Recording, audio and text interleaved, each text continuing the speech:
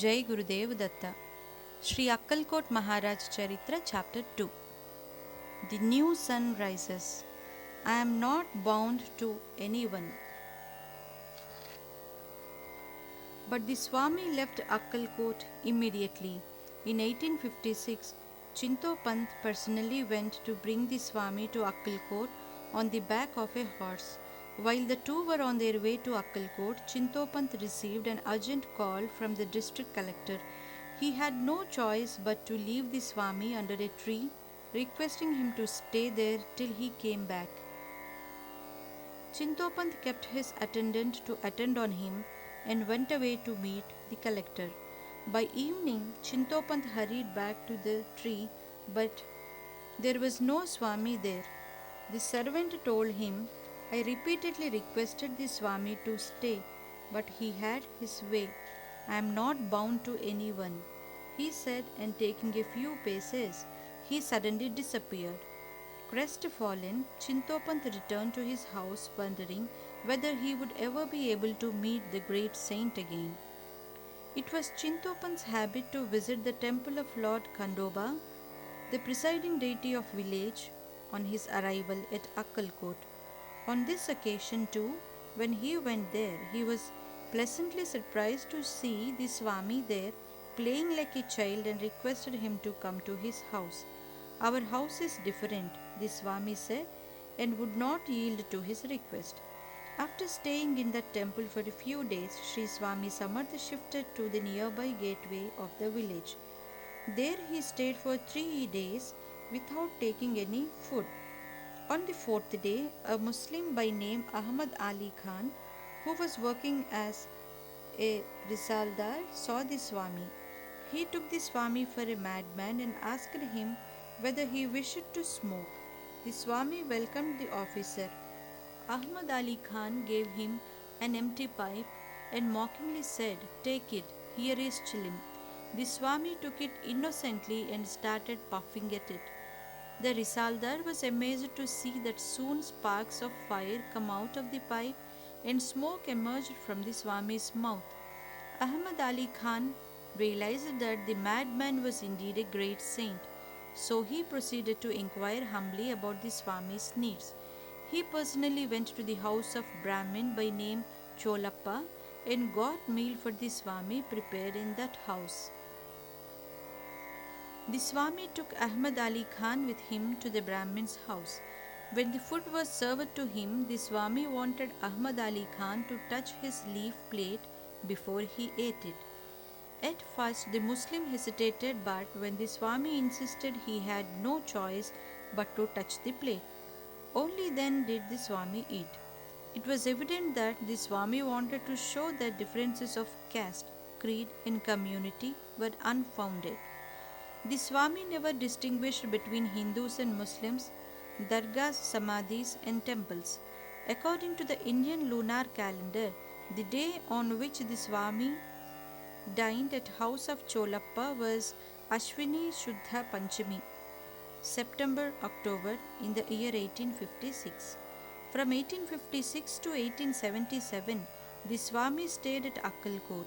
The Swami often used to go to the neighboring forest and fetch small sticks and play with them and tie them up with threads plucked out of his blanket. When someone asked him what he signified by that, he replied, I am raising armies. Not long after, the first war of Indian independence broke out in 1857. Only then did the people realize the depth of the Swami's seemingly childish actions. Sometimes the Swami used to play by putting his head up to the neck inside each cannon in the royal palace. In the not distant future, many of the Indian heroes in the struggle for independence were killed by the British in exactly the same manner their heads were blasted with cannons. In a village named Rampur in the district of Sholapur, there lived two of the Swami's devotees, Raju Patil and his wife Vittalbai, whom the Swami visited now and then. On one of his visits to couple vowed to Swami that on his next visit they would feed 40 Brahmins. After some time, the Swami visited Rampur along with Cholappa. Raju Patil and Vittalbai made all the necessary arrangements to feed 40 Brahmins. But by that time, thousands of devotees from all the neighboring villages flocked to see the Swami. At noon, the two devotees bowed to him and invited him for lunch. The Swami, who was smoking hookah at that time, said, "Let all the others eat first, then we will eat." The two devotees stood there dumb and helpless. How could they feed all the others?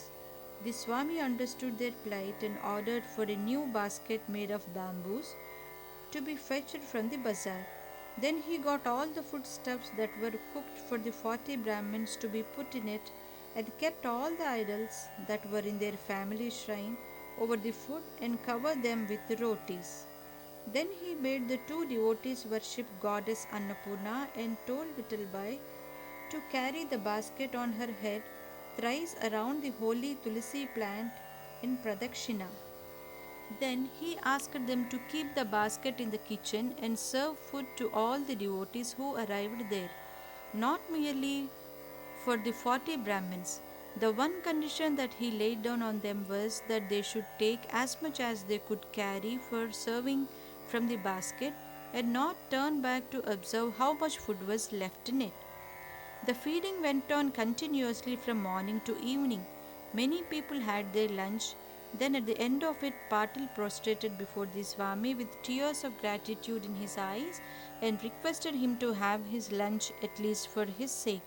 The Swami smiled and said, "My father and my grandfather have not yet been fed.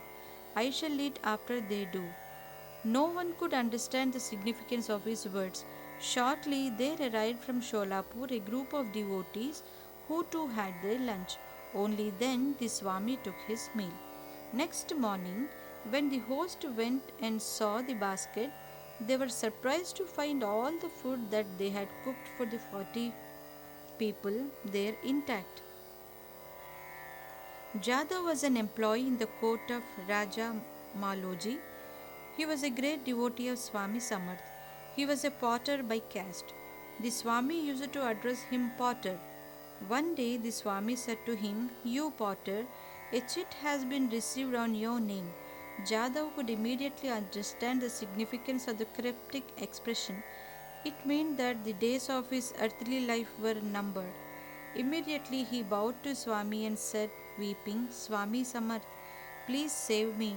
Not that I am afraid of death, but because I am afraid I may never get an opportunity to serve you again. Please save me so that I can serve you longer."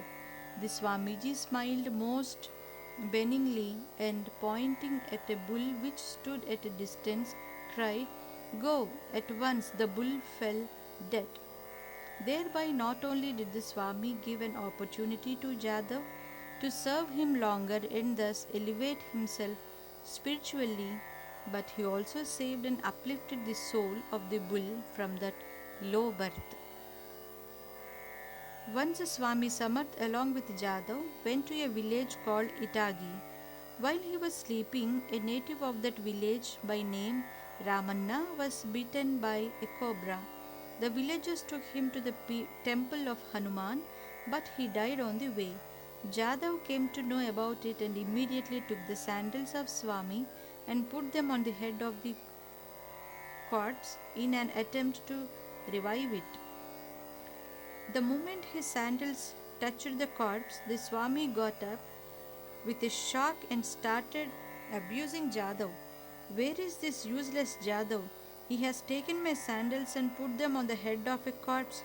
Drag the fellow here." The news of the Swami's anger at once reached Jadhav and he approached the saint, hanging his head in shame. He quietly swallowed all the abuse that Swami heaped on him. But finding that the Swami's fury was on the increase and fearing that he might even be beaten, he quietly slipped from the place and hid himself in a solitary place. But the Swami went to him straight and commanded him, "Go near the dead body and call his name loudly thrice in the ear. He will come back to life again." Jadhav did as the Swami said, and Ramanna was revived. The Swami was wild for having been forced by his devotees' foolish desire to interfere with the fate of Ramanna, but had to grant his wish to sustain his devotees' faith. One Appa Sutar was a close devotee of Sri Swami Samarth. By the Swami's grace, he had a rich harvest, and gratefully he invited the Swami to dine on his field. The Swami went to his field with a number of devotees, and all of them sat around a fire in which the grains were to be roasted. The Swami started sipping mouthful of water from a vessel, sprouting it on the fire. The fire, which should have been extinguished by it, started blazing more brightly. Everyone was surprised. It looked as though ghee was being poured in the fire rather than water. This miracle closely resembles the one performed by Sri Sai Baba of Shirdi when he kept lamps burning with water instead of oil. Jai Guru Datta.